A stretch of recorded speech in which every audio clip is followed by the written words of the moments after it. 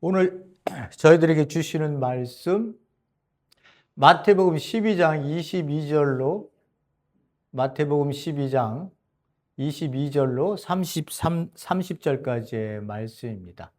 조금 길어서 글자가 잘 보이실지 모르겠는데 어쨌든 저희들이 한번 좀 22절서부터 30절까지의 말씀을 보면서 예수님이 오늘은 또 우리에게 어떤 말씀으로 도전해 오시는지 또 무엇을 분명히 알아야 되는지에 대한 부분들을 오늘도 한번 볼 수 있도록 하겠습니다. 22절서부터 보겠습니다. 그때에 귀신 들려 눈 멀고 벙어리 된 자를 데려왔다. 예수께서 고쳐주심에 그 벙어리가 말하며 보게 되었다. 그러자 모든 무리가 깜짝 놀라며 말하였다. 이분이 다윗의 자손이 아닌가?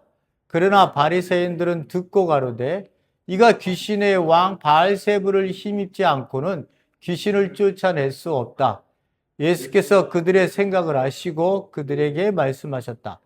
서로 분열된 나라마다 황폐하여질 것이요 서로 분열되는 동네나 집안마다 서지 못할 것이다. 사탄이 만일 사탄을 쫓아내면 스스로 분열될 것이니 그렇다면 그의 나라가 어떻게 서겠느냐? 또 내가 바알세불을 힘입어 귀신을 쫓아내면 너희 아들들은 누구를 힘입어 쫓아내느냐? 그러므로 그들이 너희 재판관들이 될 것이다. 그러나 내가 하나님의 영을 힘입어 귀신을 쫓아내는 것이면 하나님의 나라가 이미 너희에게 임하였다. 또는 먼저 강한 자를 결박하지 않고야 어떻게 그 강한 자의 집에 들어가 그 세간을 있느냐? 결박한 후에야 그 집을 약탈할 수 있을 것이다. 나와 함께 있는 자는 나를 반대하는 자요. 나와 함께 모으지 않으려는 자는 흩는 자이다. 아멘. 오늘 이 말씀을 갖고 한번 또 보도록 하겠습니다.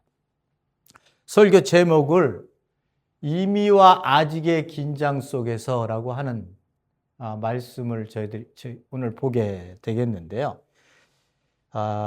여러분들이 뭐 설교를 많이 다른 목사님들이 하시는 말씀을 들어보셨겠지만 이미와 아직이라는 긴장 관계 속에서 우리가 있다고 하는 설교는 그렇게 썩 많이 듣지는 못하셨을지도 모릅니다. 이게 이제 어떤 의미인지를 저희들이 알아야 우리가 신앙생활을 또는 교회가 또는 나의 믿음이 또는 구원이 이게 어떻게 되는 것인지를 여러분들이 이렇게 길을 내비게이션 같은 그러한 어떤 그 부분을 보게 될 수가 있습니다. 그냥 구원 받았다고 그냥 뭐 이렇게 뭐 나는 구원 받았어. 그러니까 뭐 괜찮아. 예수님만 오시면 나 갈 거야. 라고 하는 그 의미가 절대 아니에요. 성경에서는 하나님은 또는 예수님은 또 사도 바울은 절대 그렇게 얘기하지 않습니다. 근데 우리가 너무 교회에서 우리가 듣기 좋으라고 우리 귀에 좀 즐거워하라고 그 구원의 공식을 너무 간단하게 얘기를 해버렸어요. 그래서 내가 교회만 오면 구원을 받는가 보다 이렇게 생각이 되어졌기 때문에 오늘날 한국교회 꼴이 난 거예요. 여러분, 제가 여러분들에게 경각심을 하기 위해서 챌린저를 주기 위해서 저는 말씀을 현 시대에 계속해서 이렇게 대입을 많이 시킵니다. 한국교회가 개독교라는 얘기를 듣는 이유, 우리 교회도 그 안에 속해 있어요. 기독교 또는 개신교 얘기할 때 우리도 개신교거든요. 우리에게 계속 세상이 우리한테 얘기하는 얘기예요. 정신 똑바로 차리라고, 니네들. 우리보다 못한 존재가 돼서는 안 된다고. 이렇게 계속 우리에게 얘기를 하고 있는 거예요. 그 얘기를 잘 들으셔야 돼요. 잘 들으셔야 돼요. 왜 그런가? 우리가 왜 그런 소리를 들어야 되나? 이 이미와 아직의 긴장 속에서 우리가 어떻게 신앙생활을 하는지를 몰라서 그런 얘기를 듣는 거예요. 우리가 편파적으로 한쪽에 쓸려서 구원에 대한 즐거움만 생각하지 우리가 이 땅에서 하나님께서 남기신 그 신앙의 그 길을 우리가 생각지 않기 때문에 그런 거예요. 오늘 저희들이 그것을 좀 보려고 해요. 자, 저번 주에 저희들이 이 예수님과 안식일에 대한 논쟁, 그 바리새인들 특별히 그들과의 관계 속에서 어떻게 하나님께서 예수님을 어떻게 이야기하는지, 왜 예수의 이 말씀을 들어야 되는지에 대해서 얘기를 제가 드렸습니다. 왜?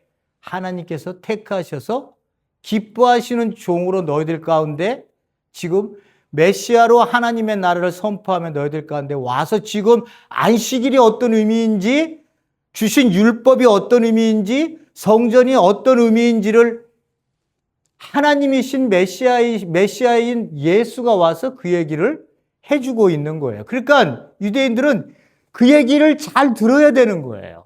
자기들의 고집된, 자기들이 형성해 놓은 이 율법의 테두리가 예수 그리스도께서 메시아로 오셔서 그거 틀렸어 얘기하면 허물어야 되는 거예요. 근데 그들은 절대 허물지 않죠. 그죠? 예수를 어떻게 한다고요? 죽이려고 모의를 해요. 왜? 자기의 기득권들이 다 무너지면 자기들이 설 자리가 없어지고 자기들이 가르쳤던 그 모든 권위가 예수 그리스도의 권위에서 짓밟힌다고 생각하면 당연히 짓밟혀져야죠. 메시아이신 예수가 와서 얘기하는데 누가 거기에 권위를 내세울 수가 있어요. 우리의 권위가 맞다고. 모두가 잠잠해져야 되는 거예요. 근데 어떻게 해요?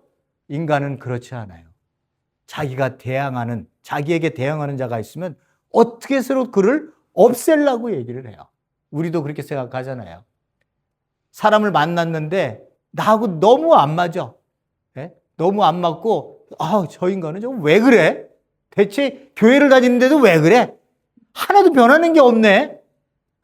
대리어 나한테 상처만 주네. 그러면 우리 마음속에 어떻게 해요? 나하고 좀 관계 좀 안 됐으면 좋겠다. 다른 교회 가서 신앙생활 하면 안 되나? 뭐 극단적으로 이렇게까지 생각할 수 있잖아요. 예? 예? 우리 내 눈앞에서 없어지면 상관이 없다고 생각하는 경우가 많이 있어요. 근데 하물며 바리새인들은 민중들의 지지를 받고 있는 사람들이에요. 가르치는 지도자예요. 율법을 해석하는 사람들이에요. 그들로 하여금 어떻게 하나님을 잘 섬기는지를 가르쳐주는 사람들이에요. 그 사람들이 어떤 시골 청년, 시골에서 나사렛에서 한 시골 촌뜨기 같은 청년이 하나 등장해서는 자기들이 세워놓은 권위고 뭐고 막 짓밟고 있으니까 그걸 어떻게 보겠어요? 예? 어떻게 보겠어요? 그러니까 저희들이 봤다시피 죽이려고 하는 거야. 죽이려고, 예수를. 그렇지만 하나님은 뭐라고 말씀하세요? 저희들이 저번 주에 말씀을 드렸던 것처럼 모든 민족들에게, 모든 나라들에게 그의 이름에 희망을 둘 수밖에 없는 그러한 존재다라고 하는 것을 하나님께서 말씀을 하시면서 예수에 대해서 입증을 하고 계세요. 그래서 저희들이 저번 주에 봤죠? 희망을 걸 이름이 세상에 누구인가? 예수 그리스도 외에는 없다. 예수 그리스도밖에 없어 교회에 왔는데 예수 그리스도가 누구인지를 알기 위해서 예수를 알기 왔는데 그 중심에 우리에게 그만큼 들었었던 믿음이라고 하는 단어, 이 믿음이란 단어가 어떤 의미냐라고 하는 것을 말씀을 드려요. 단순하게 예수 믿고 구원받아서 천국 간다는 의미의 이 교리적 가이드를 붙들고 나 예수를 믿어. 그러니까 나 천국 가는 거야. 이렇게 생각해서는 안 된다고 말씀을 드렸어요. 믿는다고 얘기했을 때 그 안에의 중심은 십자가와 부활이라고 하는 얘기를 했어요. 십자가와 부활이 나와 관계가 있어야 돼져야 되는 거예요. 나와 관계가 없어지면 이 믿음이라는 게 뭐예요? 믿습니다. 아무리 얘기한다고 되는 게 아니라니까요. 내가 믿습니다라고 얘기했을 때 십자가의 죽으심과 부활이 나의 문제로, 내 존재의 문제로 와 닿았을 때만이 그 십자가의 죽으심과 그 부활의 의미를 알 수 있다고 말씀을 드렸습니다. 그런 존재를 보고 뭐라고 말씀을 하냐? 구원받은 존재다. 이렇게 얘기하는 거예요. 그러니까 구원받았다. 십자가와 부활이 나에게 직접적인 연관이 있어. 나 존재라고 하는 거를 새롭게 만들어줬어. 내 죄 때문에 내가 그동안 하나님을 모르게 살았었잖아. 그거를 사도 바울은 옛사람이라고 얘기를 하는 거고요. 좀 어렵다고 말씀하실 수도 있어요. 왜냐하면 새로운 관점에서 제가 말씀을 저번 주에 드렸기 때문에. 이 옛사람은 내가 믿음이라는 걸 통해서 어떻게 해요? 십자가의 사건이 내 사건으로 와닿고 부활이 내 사건으로 와닿았을 때 이 옛사람이 죽는 거예요. 옛사람이. 과거에 살았던 삶을 청산을 한다는 거예요. 청산. 예? 그리고 어떻게 해요? 이제 새로운 피조물이다. 이렇게 얘기해. 새 사람이다. 새 사람을 입어라. 사도 바울이 이렇게 얘기했을 때 내가 이제 죽고 새로운 생명을 가진 존재로 태어났다는 거예요. 그걸 뭐라 그러냐? 옛사람은 나 진짜 내가 아니에요. 이건 진짜 내가 아니에요. 왜? 하나님과 관계가 떨어진, 관계성이 없게 살았기 때문에 이거 진짜 내가 아니라고 표현을 하는 거예요. 사도 바울이 뭐라 그래요? 나의 나 된 것은 하나님의 은혜다. 이렇게 얘기하잖아요. 그러니까 내가 하나님의 은혜를 입어서 내가 진짜 하나님 앞에 이런 존재로 내가 부름받아 은혜 받아서 내가 이렇게 섰다고 하는 이 자체가 나에게는 은혜인 거예요. 그때 그 사람을 보고 그게 진짜 너야. 그게 진짜 너야. 진짜 자아야. 참된 너야 라고 얘기를 하는 거예요. 교리적으로 자꾸 믿음을 갖고 얘기하고 구원받고 천국 간다 이렇게 얘기하면요. 그게 뭔 뜻인지를 몰라요. 그래서 제가 저번 주에 여러분들이 어렵게 들었을지 모르지만 여러분들에게 자꾸 한 번 더 말씀을 드리는 이유는 여러분들의 귀에 익숙해지라고. 예수 그리스도를 몰랐었던 삶의 자리는요, 하나님과 관계없는 내가 사는데 세상 사람들이 나에게 주어진 나예요. 그렇게 해서 만들어진 나예요. 이건 가짜 나예요. 무슨 소리인지 아시겠죠? 제가 계속 말씀을 드리잖아요. 내 엄마가, 내 아버지가, 선생이, 예? 성공해야 된다. 너 돈 많이 벌어야 된다. 너 도덕적으로 잘 살아야 된다. 이런 얘기를 해서 만들어진 나는요, 이게 진짜 내가 아니라고요. 왜 진짜 내가 아니죠? 하나님이 나를 만들었을 때 나의 진짜 모습이 하나님과 관계되어져 있는 하나님의 형상으로 만들어진 내가 있었어요. 근데 내가 타락을 해갖고 이 관계를 끊고 어떻게 해요? 세상적으로 사는 게 내가 더 좋아요. 나는 하나님 없이 살 수 있어요. 나는 내 나라 왕국을 만들 거예요. 세상 사람들이 그렇게 생각을 하는 거예요. 그래서 자기 왕국을 쌓는 거 아니에요. 그죠? 이건 내가 살지만 그건 내가 아니라는 거예요. 왜? 하나님과 관계가 끊어졌기 때문에 하나님을 닮아가면서 살아야 될 존재가 하나님하고 관계가 끊어지니까 이제 내가 중심이 돼서 인간 중심의 삶을 사는 거예요. 이거는 세상 사람들이 나에게 이렇게 살아 저렇게 살아 해서 만들어진 나인 거예요. 내가 예수 그리스도를 알기 전에. 그걸 가짜 나다 이렇게 얘기를 하는 거예요. 그리고 어떻게 해요? 내가 예수 그리스도를 알았더니 그 십자가와 부활을 통해 예수님이 나를 위해 돌아가셨구나. 이 못난 놈 때문에 돌아가셨구나. 이 내 죄악을 이거 어찌할 거라고 생각했는데 이 죄를 끌어안고 하나님의 나를 위해 십자가에 죽었구나. 고통 속에 이 피비린내 나는 그 현장의 장소 속에서 나를 위해서 돌아가셨구나. 라고 하는 게 절절하게 내가 그거를 알게 됐을 때 하나님과 나와 잃어버렸던 형상 관계가 다시 맺어지는 거예요. 그래서 그걸 뭐라 그래요? 내가 회복되었다. 하나님의 형상으로 회복되었다고 얘기하는 거예요. 그래서 이 회복이 된 존재를 뭐라고 얘기하느냐? 그걸 보고 이제는 뭐라고 얘기하냐? 하나님이 너 사도 바울이 얘기한 것처럼 나의 나 된 것. 참된 나, 가짜 나가 아니라 참된 나가 이제 존재해서 탄생하기 시작하는 거야. 여기서부터 시작하는 거예요. 탄생이. 그래서 이 사람들은 어떻게 해요? 옛날에 세상에서 세상 사람들이 주었던 그 가치관, 이렇게 살아야 되는 이게 가짜라는 걸 알게 되는 거예요. 여기 예수 그리스도를 알고 난 다음에는. 그래서 이 사람들이 이제 누구를 쫓아요? 하나님의 말씀을 쫓아 사는 거예요. 그랬더니 하나님이 만드신 내가 얼마나 거기서 기뻐하고 즐거워하는지를 알게 되는 거예요. 예? 그걸 보고 내가 나로 산다. 그게 하나님의 은혜예요. 라고 얘기하는 게 사도 바울의 고백인 거예요. 가짜 나와 알고 난 다음에 진짜 내가 사는 거예요. 그러니까 여러분들 여러분들 지금 이렇게 다 계시잖아요. 그죠? 하나님을 알고 난 다음서부터는 이제 내가 내 마음대로 안 살아요. 왜죠?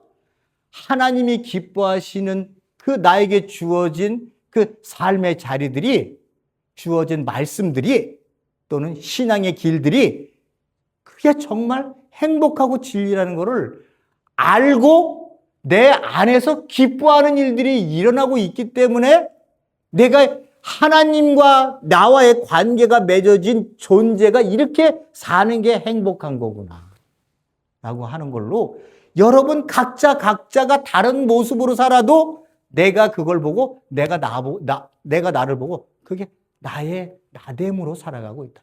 진짜 참된 나로, 자로 살아가고 있다. 이렇게 얘기를 하는 거예요. 그러니까 내 안에 누가 계세요? 성령님이 계시죠. 이 성령님이 어떻게 하세요? 나를 붙들어서 하나님이 기뻐하시는 하나님이 너를 만들었잖아. 우리 저번에도 밥 먹으면서 얘기했습니다만 지문이 전부 다르잖아요. 저 다르고요. 여러분들 다 각자가 다 달라요. 하나님이 만드신 그 기질이라는 게 다 다르잖아요. 그 기질대로 하나님이 여러분들을 만들어 가시기 위해서 하나님이 네가 누구를 의지하고 누구를 닮아가야 되는지, 예수 그리스도의 형상을 닮아가라고 얘기하잖아요. 그 예수 그리스도의 형상을 네 기질 안에서 그 닮아가기를 원해서 네가 비워지면 내 안에 계신 성령님이 너를 그렇게 만들어 갈 거예요. 그리스도를 닮은 형상으로 만들어 갈 거예요. 이게 가장 행복한 일이라는 것을 깨달은 존재들이 그리스도인이라고 얘기를 하는 거예요. 그러니까 구원받았으니까 나 이게 괜찮아. 아무것도 안 해도 돼.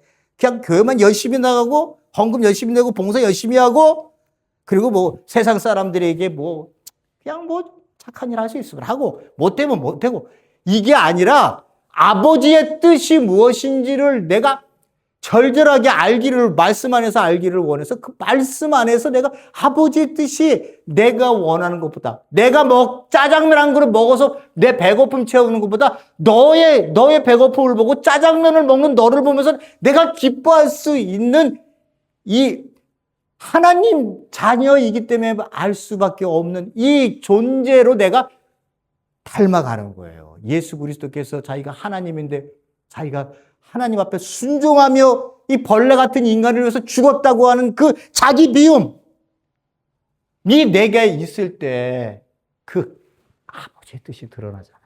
그죠? 그렇게 사는 존재들 보고 뭐라 그래요?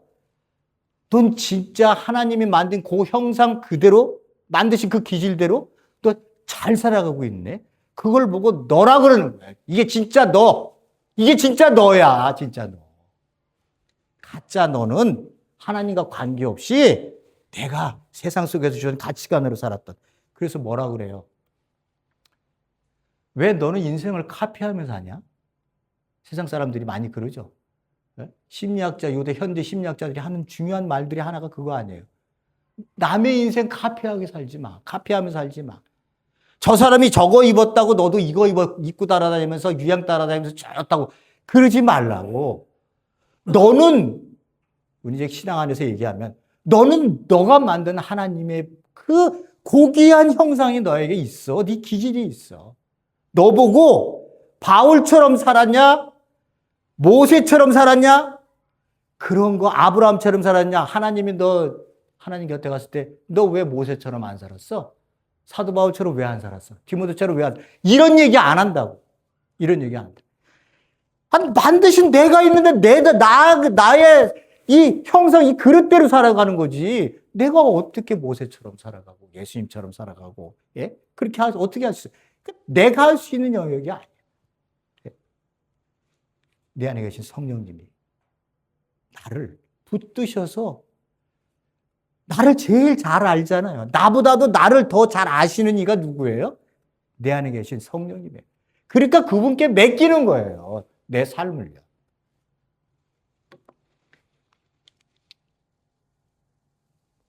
좀 이해가 가셨는지 모르겠습니다. 그래서 사람들이 왜 너는 너대로 안 살아? 이렇게 얘기할 때 굉장히 중요한 의미를 갖고 얘기를 하는 거예요. 너는 너로 살아. 예? 그때 너로 살아 그랬더니 안을 들여봤더니 내 안에 어릴 때 내가 지금 60이 됐지만 내가 1살서부터 60이 될 동안에 겪었던 얼마나 많은 인생의 고락사가 있어요. 여기 안에 내가 가장 상처받기 쉽고 가장 여리고 가장 순수했었던 그 어린 시절, 이 어린 시절에 당했던 이 트라우마. 내 이 7살에 내 엄마가 개 모여서 그 구박받는 게 싫고 눈치 보는 게 싫어갖고 학교 끝나면 집에를 안 들어가고 처마 밑에서 옴꾸리고 저녁에서 밥 먹을 때 들어갔었던 이 수많은 날들을 겪었었던 이 트라우마 7살에 8살, 9살에 이 트라우마가 아직도 여기서 자라고 있는 거예요. 그래서 네 안을 들여다 봤더니 7살 애가 아직도 8살 아이가 아직도 내 안에서 울고 있어요. 이 안에서 울고 있다고요. 그러니 내가 어떻게 피어나? 내가 어떻게 피어나냐? 예? 내가 어떻게 피어나냐? 그래서 그 트라우마만 내가 상대방이 누가 툭 건들기만 해도 화가 나고 싸움이 나고 이러는 거예요. 우리 삶 자체가요. 그러나 그리스도를 안 이후에는 그런 모든 것들을 내 안에서 그 모든 것들이 용납되어 있어요. 그러니까 내가 나를 용납하는 거예요. 아, 내가 이런 트라우마가 있구나.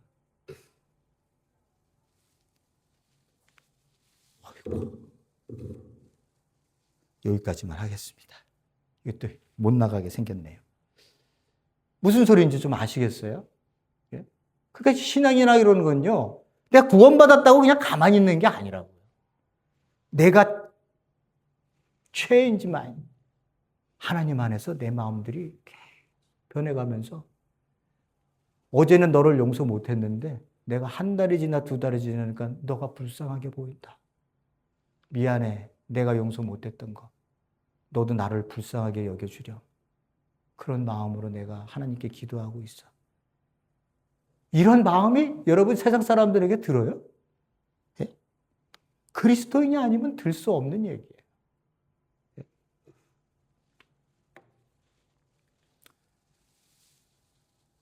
그래서 예수 그리스도가 왜 이 땅에 왔는지 그래서 중요한 거예요. 그게 중요한 거예요. 내가 나로 살 수 있구나 이제. 제가 뭐라 그랬어요? 만세! 만만세. 자, 오늘은 이제 그 부분을 얘기하시고 제가 저번 주에 말씀을 여러분들이 못 알아듣을 수도 어려울 수도 있거든요. 그런 관점에서는 안 봤으니까. 내 옛자가 죽었니? 내가 참된 나가 어떠니? 이거 그래서 제가 그 이야기를 한 겁니다. 다시 한 번요. 또 할 얘기 있으면 제가 나중에 또 말씀 한번 또 드릴게요. 자, 예수님의 오늘은 기적과 바알세불 그리고 성령님에 관한 이야기입니다. 아이야. 이건 또 뭔가.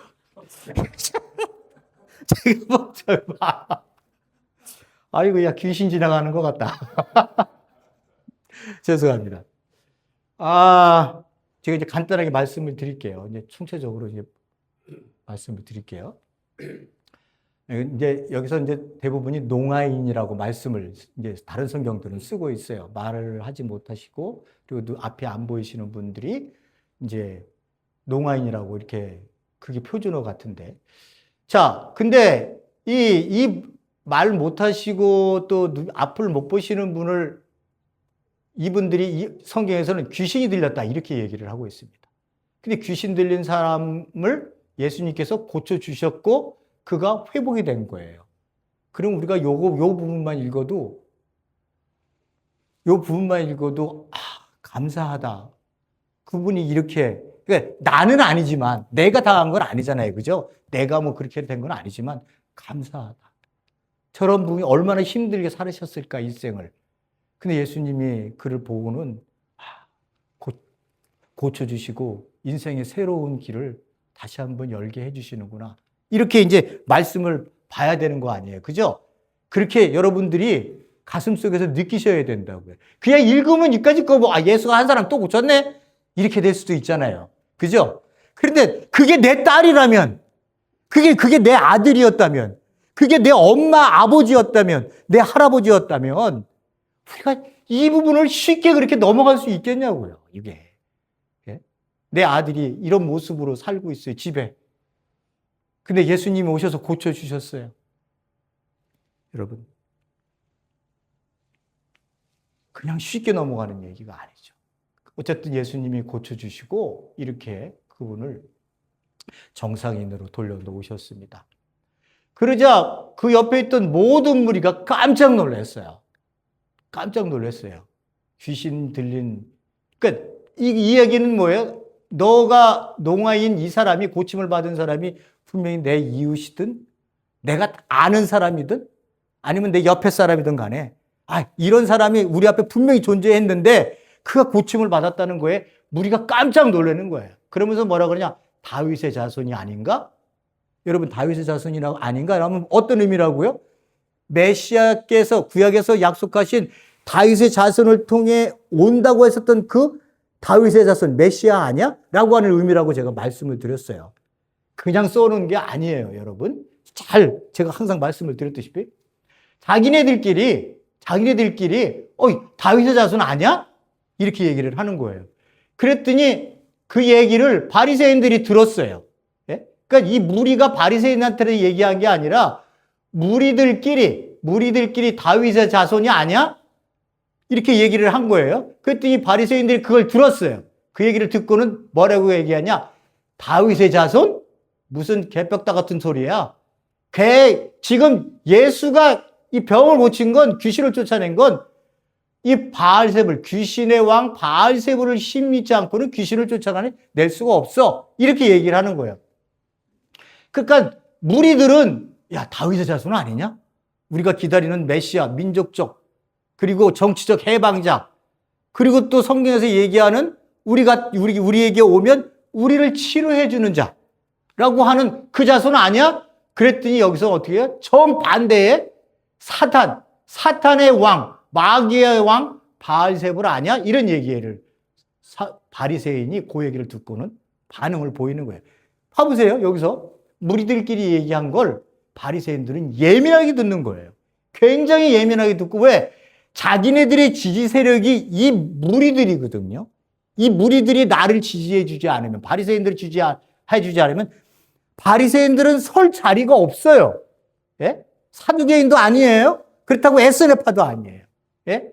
바리새인들은 오로지 그들을 지지해주는 민중들, 무리들이 있기 때문에 자기들이 지금 그들을 가르치며 율법을 가르치는 그 지도자로 서 있는데, 아니 이 사람들이 하는 말이 메시아 아니냐? 자기들끼리 그러니까 바리새인들이 거기에 딱 듣고는 어떻게 해? 정반대의 얘기를 하는 거예요. 마귀의 왕이야. 마귀의 왕. 여기 봐보세요. 바알. 들어본 얘기죠? 바알. 가나안.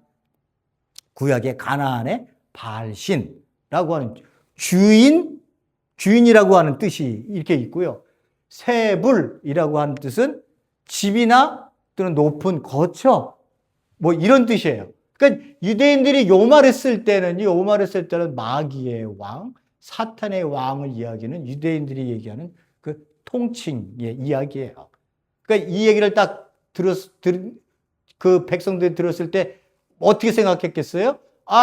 자기네들은 메시아가 아닌가 이렇게 궁금증을 갖고 이야기를 서로가 나누었는데, 바리새인이 거기다 대고는 사탄의 왕이야. 사탄의 왕이 힘입지 않고는 그 귀신을 쫓아낼 수 없어. 이렇게 얘기를 한 거예요. 바리새인들의 입지를 잘 생각해 볼 수 있죠. 예? 예수를 하나님이 보내신, 저번 주에 누구라고요? 민족들이 희망을 걸어야 될 이름인데 그들은 뭐라고 하냐? 마귀의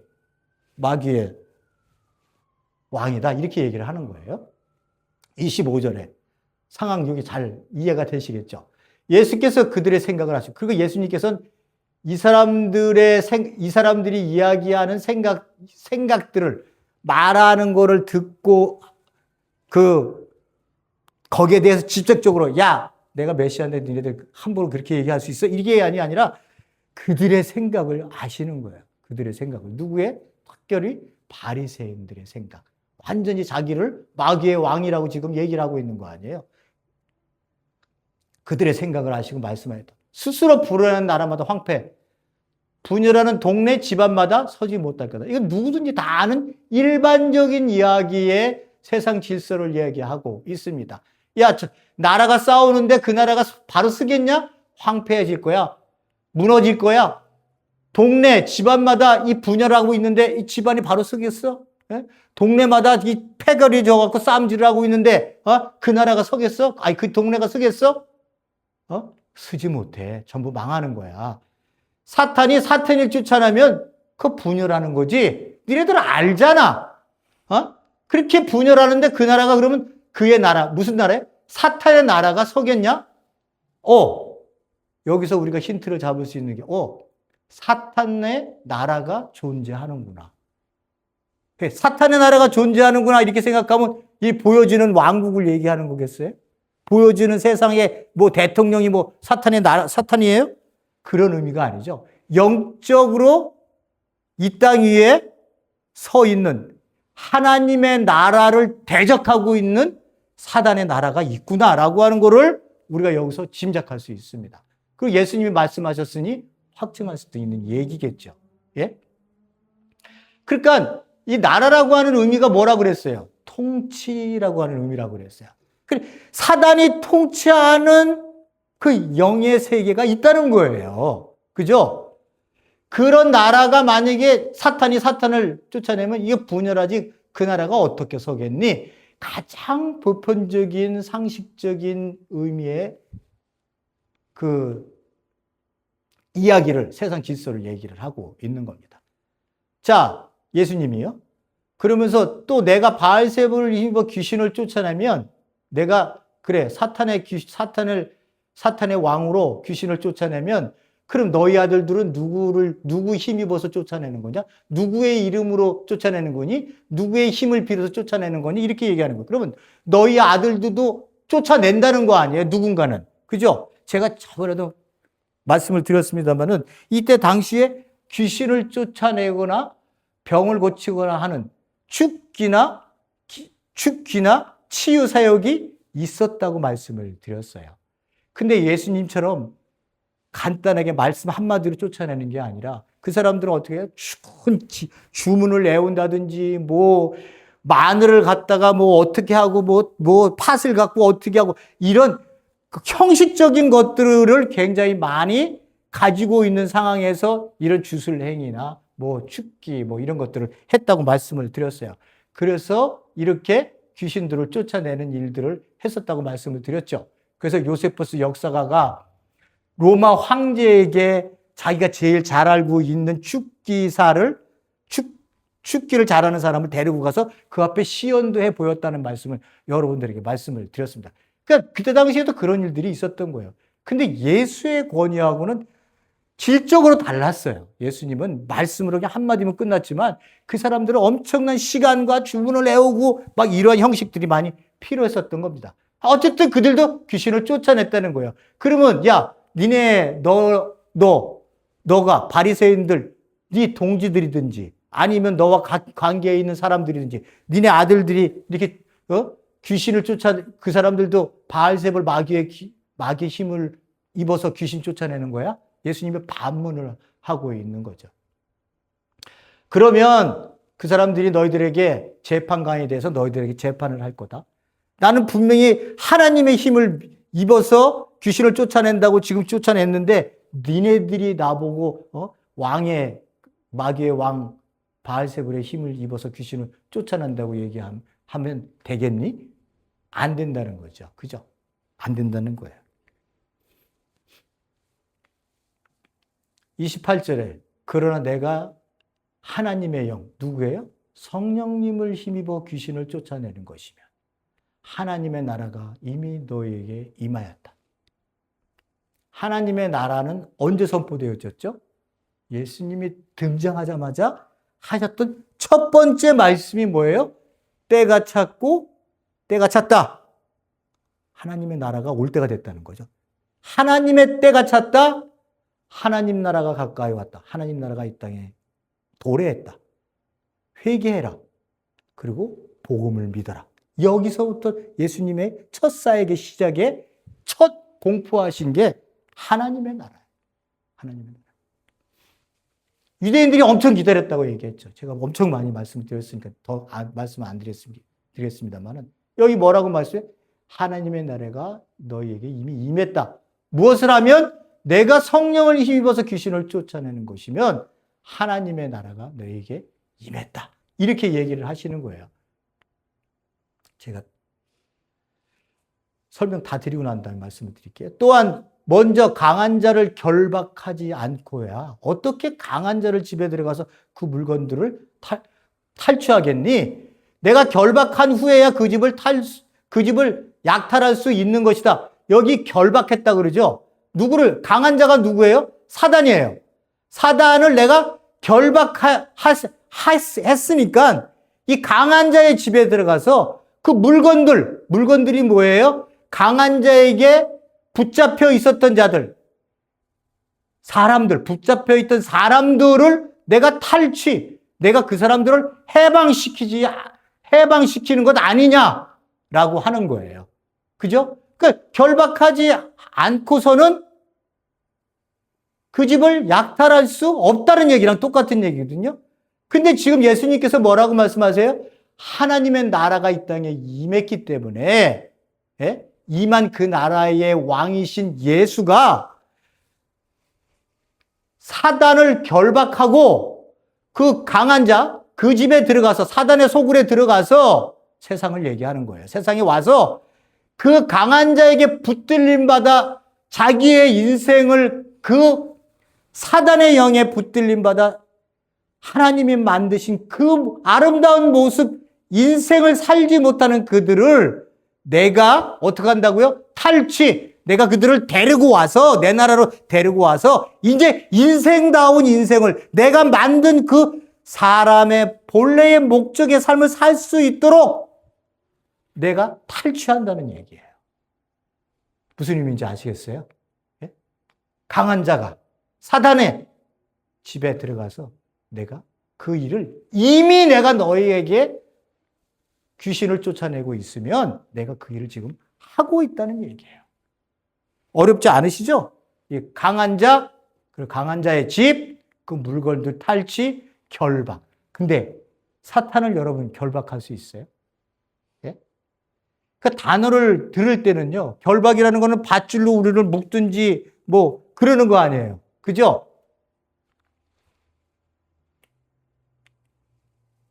아따, 큰일 났네. 오늘 귀신 얘기가 나와서 그런지. 자, 보세요. 계시록 20장 1절에서 3절의 말씀이에요. 결박이라는 단어를 여기서 사단에게 썼거든요. 똑같은 이미지로 쓰고 있습니다. 봐보세요. 내가 또 천사가 무저갱, 아비소스라고 세번역은 이렇게 해놨는데요. 그러니까 밑바닥이 없는 깊은 곳을 얘기할 때 썼던 단어가 아비소스라고 하는 단어예요. 무저갱의 뜻이에요.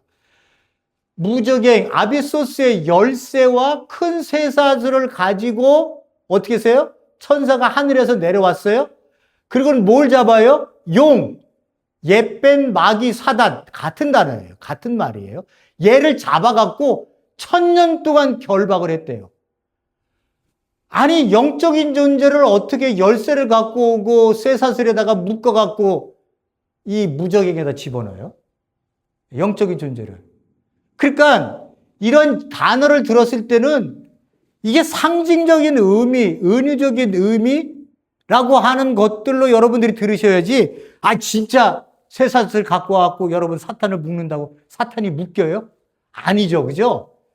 이런 얘기를 가지고 내려와서 뭐 결박했다라고 하는 거는 사탄이 예수 그리스도가 이 땅에 하나님 나라를 선포하고 왕으로 이 땅에 왔기 때문에 그 어두움을 예수 그리스도께서 이기셔서 더 이상의 그들이 여기 뒤에 나옵니다마는 어떻게 한다고요? 이 세상을 더 이상 미혹하지 못하게 하는 일을 했다는 거예요. 그러니까 그들의 힘을 예수 그리스도께서 제한을 하시는 거예요. 활동 범위를 그들이 마음대로 활동할 수 없게끔. 그래서 우리가 뭘 듣게 됐어요? 예수 그리스도의 복음을 듣게 된 거예요. 예? 복음을 듣게 된 거예요. 그래서 그 복음을 듣고 내가 이제 하나님의 백성으로 살아갈 수 있구나라고 하는 것을, 이러한 복음의 상황을 그들이 그 사단이요. 이제 결박되었기 때문에 여기를 함부로 터치를 못하는 거예요. 그랬을 때에 이 결박을 얘기하는 거예요. 쇠사슬로 묶었다, 결박했다 라고 하는 의미예요. 근데 여기 보세요. 1000년 동안, 1000년 동안. 1000년 동안이라고 썼죠?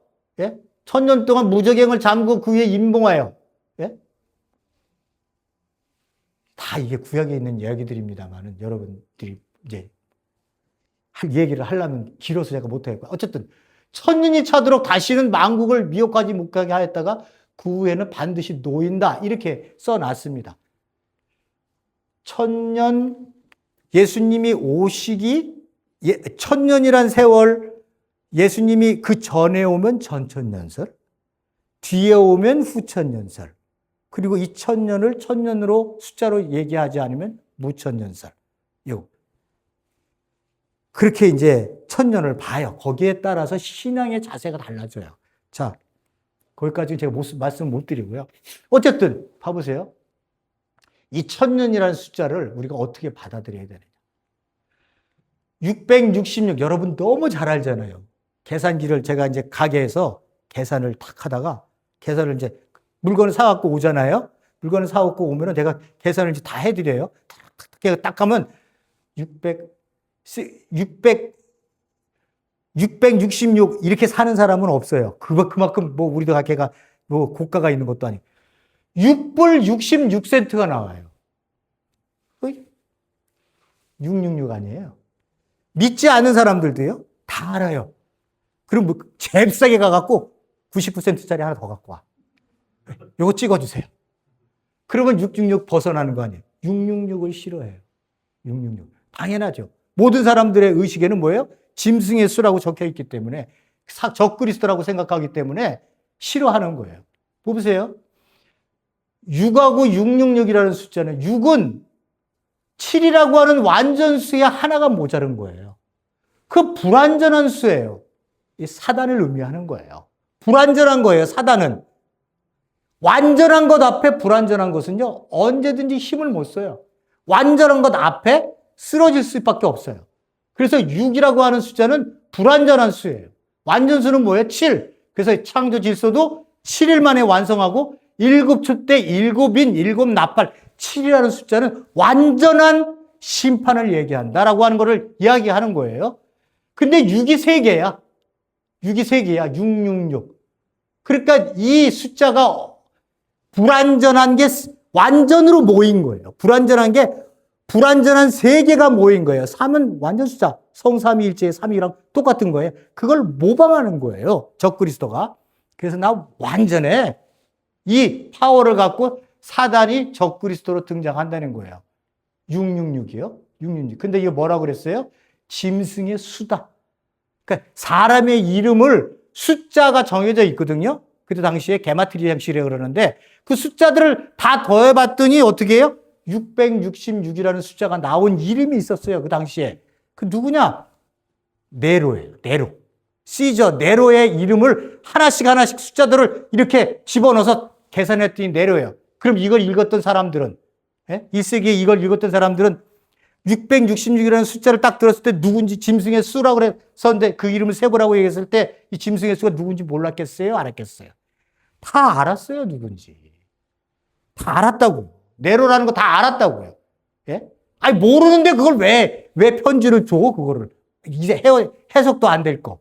예? 그거 갖고 사람들이 우리가 우리 이방인들은 해석이 안 되니까 그거 갖고 뭐 엄청난 일거리가 생긴 것처럼 만들어내 갖고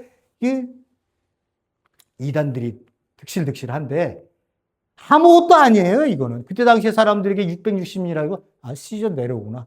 이 인간이 우리를 체계적으로 그리스도인들을 어떻게 했어요? 체계적으로 우리를 핍박한 첫 번째 왕 아니에요. 거기에 트라우마가 우리가 있는 거예요. 누가요? 그때 당시에 그리스도인들이. 그러니까 빗대어서 이렇게 네로를 얘기를 해놓은 거예요. 네로를. 그가 적그리스도다. 그런 존재가 적그리스도다. 이렇게 얘기를 하는 거예요. 예? 여러분 잘 아셔야 돼요. 막 누가 얘기한다고 다 거기 따라가면 안 돼요. 14만 4천. 여호와 증인이 와서 그렇게 얘기하잖아요. 우리 구원받았는데 14만 4천 명만이 구원을 얻을 수 있어. 이렇게 얘기하잖아요. 그죠? 요 14만 4천이라는 얘기를 할 때, 14만 4천이라고 할 때 이 숫자가 그냥 나온 게 아니에요.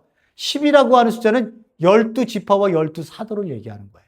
그죠? 그 12 곱하기, 12지파 곱하기, 12사도 곱하기 1000 하면 14만 4천이 나와요.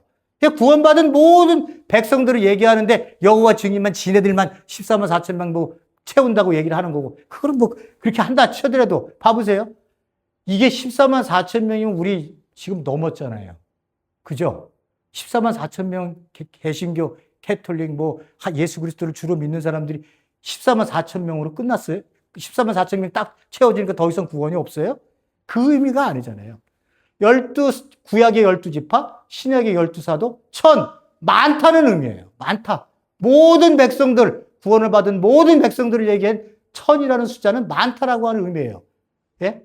그러니까 천년 왕국 이렇게 얘기하면 진짜로 문자로 1000년인가? 정확하게 1000년이야? 이걸 얘기를 하는 사람들이, 그렇게 해석하는 사람들이 있고, 두 번째, 1000이라고 하는 숫자는 이거는 어떤 의미라고요? 많다라고 하는 의미지. 이 1000년이라고 하는, 여기서 1000년 동안 결박했다고 사단을 1000년 동안만 딱 묶어놓고 그가 조금 지나서 1000년 하루 딱 일초 지나자마자 싹 빼내. 그리고 난 다음에 세상을 다시 세상의 노임을 받아. 이렇게 해석을 해석하는 게 맞느냐. 이렇게 해석하는 사람들이 많기 때문에 한국에는, 예? 이 얘기를 하면서 계속적으로 여기는 어디로 가느냐? 휴거를 얘기할 수밖에 없어요. 여기는 휴거를.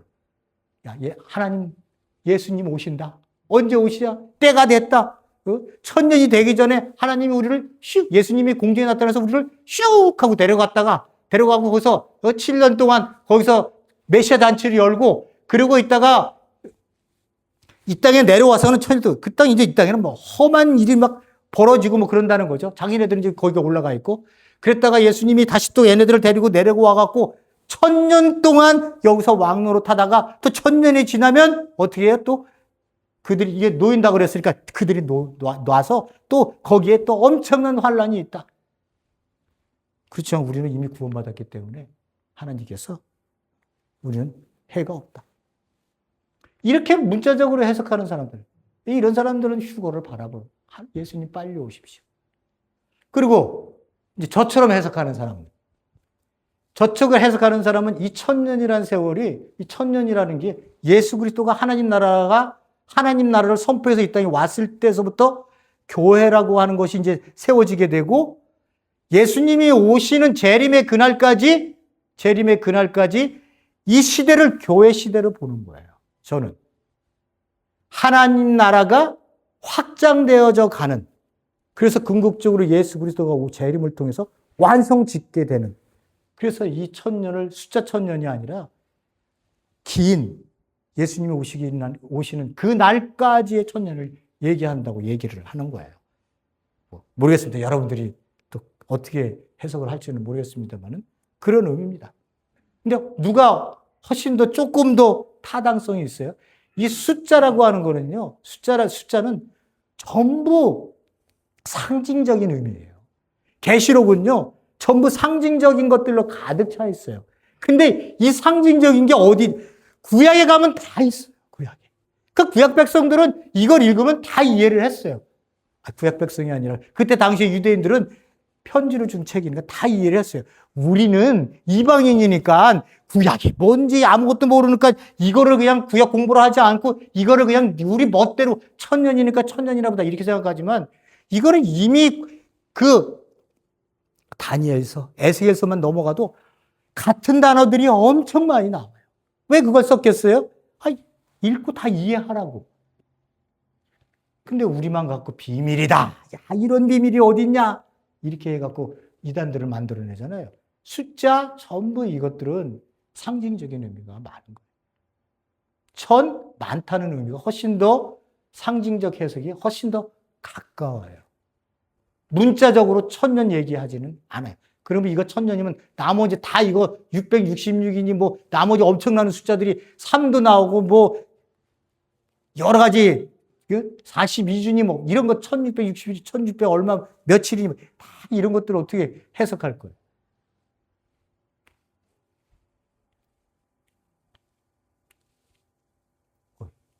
자, 그래서 결론을 뭐라고 맺으시냐? 나와 함께하는 자는 나를 반대하는 자요. 나와 함께 있지 않는 자는 나를 반대하는 자. 모으지 않는 자, 흩어져준 자. 하나님과 관계성이 있어? 그럼 너와 나는 하나 된 나와 함께하는 자고, 나를 따르는 자고. 나와 관계 없어? 너는 나를 따르는 자가 아니야. 회색 지대는 없어요. 회색 지대는. 중간은 없다고요. 나는 믿어. 너는 안 믿어? 그러면 예수 믿어? 예수 안 믿어? 이걸로 가르는 거지. 이 중간에 한쪽 다리는 이쪽에, 한쪽 다리는 저쪽에. 이런 거는 없다고요. 그걸 말씀하시는 거예요.